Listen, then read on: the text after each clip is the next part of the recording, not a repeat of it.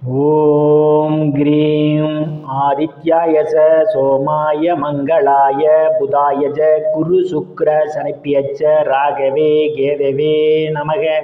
உலகை கட்டி காக்கும் பரமேஸ்வரம் பார்வதியின் திருவருளால் அனைவரும் நலமுடன் வாழ எல்லாம் வல்ல இறைவனை வணங்கி நேயர்கள் அனைவருக்கும் எனது அன்பான வணக்கங்களை தெரிவித்துக் கொள்கின்றேன். இன்றைய பதிவிலே நாம் பார்க்க இருப்பது ஆனி மாதத்திற்கான ராசி பலன்கள். முதலில் கிரகங்களின் நிலைகளை பற்றி பார்க்கலாம். ஆனி மாதம் 1ஆம் தேதி வாக்கிய பஞ்சாங்கத்தின்படி கிரகங்களினுடைய நிலைமைகள். மேச ராசியிலே செவ்வாய் பகவான் ஆட்சி பலத்தோடு பயணம் செய்து கொண்டிருக்கிறார். மிதுன ராசியிலே சூரிய பகவானும் புதன் பகவானும் பயணம் செய்து கொண்டிருக்கிறார்கள். கடக ராசியிலே குரு பகவானும் சுக்கிர பகவானும் பயணம் செய்து கொண்டிருக்கிறார்கள். சிம்ம ராசியிலே கேது பகவான் பயணம் செய்து கொண்டிருக்கிறார். கும்ப ராசியிலே ராகு பகவான் பயணம் செய்து கொண்டிருக்கிறார். மீன ராசியிலே சனீஸ்வர பகவான் பயணம் செய்து கொண்டிருக்கிறார். இந்த மாதம் 2 கிரகங்கள் இடப்பெயர்ச்சி ஆகின்றன. ஆனி மாதம் 5ஆம் தேதி மேச ராசியிலே ஆட்சி பலத்தோடு பயணம் செய்து கொண்டிருக்கின்ற செவ்வாய் பகவான் ரிஷப ராசிக்கு இடப்பெயர்ச்சி ஆகிறார். ஆனி மாதம் 21ஆம் தேதி கடக ராசியிலே பயணம் செய்து கொண்டிருக்கின்ற சுக்கிர பகவான் சிம்ம ராசிக்கு இடப்பெயர்ச்சி ஆகிறார். நான் கூறக்கூடிய பலன்கள் அனைத்தும் வாக்கிய பஞ்சாங்கத்தின்படி கோச்சார ரீதியான உலக மக்கள் அனைவருக்குமான பொது பலன்கள். உங்களுடைய சுய சாதகத்தில் கிரகங்கள் இருந்த நிலைமையும் தற்போது நடக்கக்கூடிய தசாபுத்தியும் கணக்கில் எடுத்துக்கொண்டு பலன்கள் எடுக்கும்போதுதான் துல்லியமான பலன்களை எடுக்க முடியும்.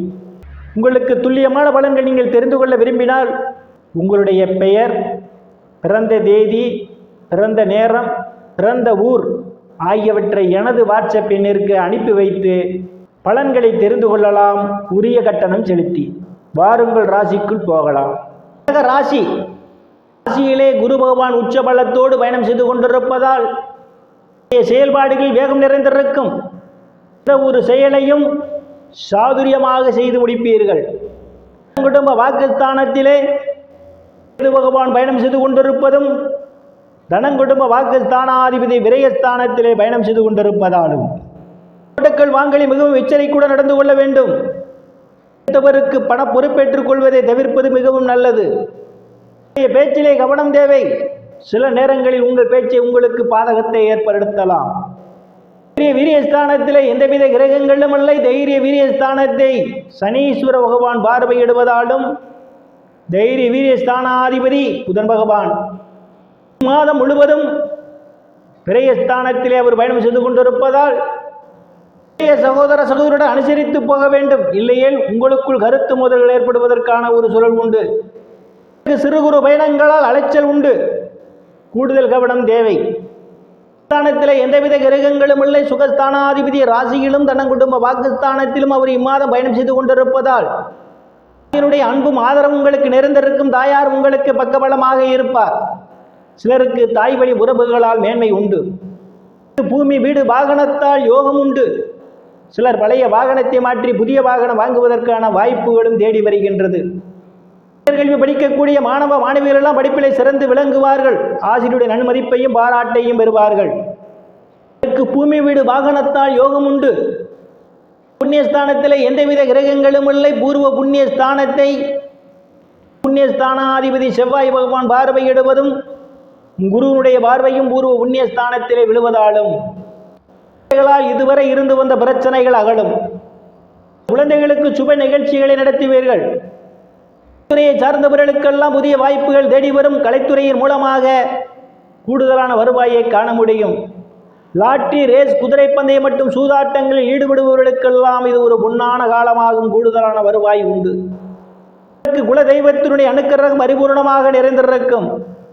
சத்துருஸ்தானத்திலே எந்தவித கிரகங்களும் இல்லை. ருணரோக சத்துருஸ்தானாதிபதி ராசியிலே பயணம் செய்து கொண்டிருப்பதும் ருணரோக சத்துருஸ்தானத்தை சனீஸ்வர பகவான் பார்வையிடுவதாலும் பிரச்சனையால் அவதிப்படுபவர்களும் கடலில் விழுவதற்கான ஒரு சூழல் உண்டு.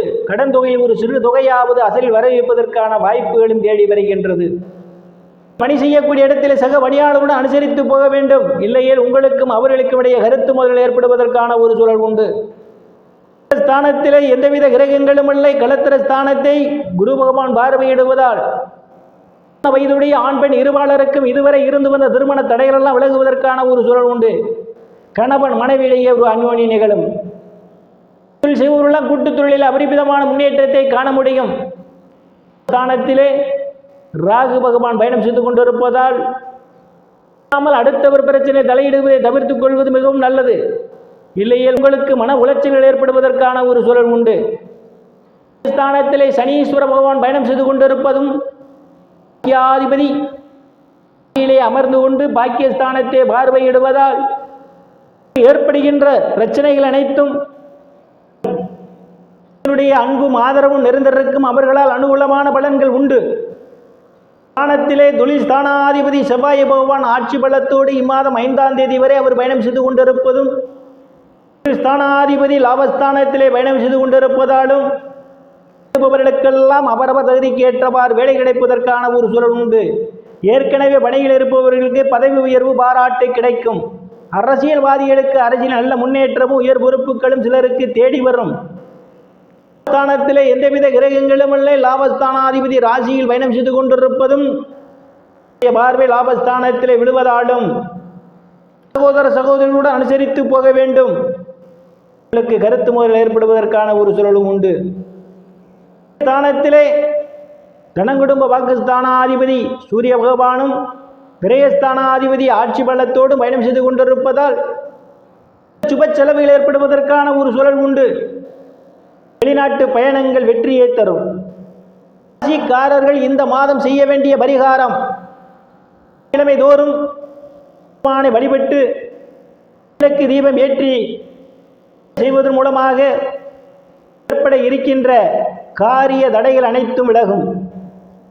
அனைவரும் இறைவனுடைய திருவருளால் செல்வச் செழிப்பும் பெற்று சிறப்புடன் வாழ வல்ல இறைவனை வணங்கி நேயர்களை மீண்டும் அடுத்த பதிவில் சந்திக்கும் வரை விடைபெறுவது ஜோதிடர் இஸ்ராமன். நன்றி, வணக்கம்.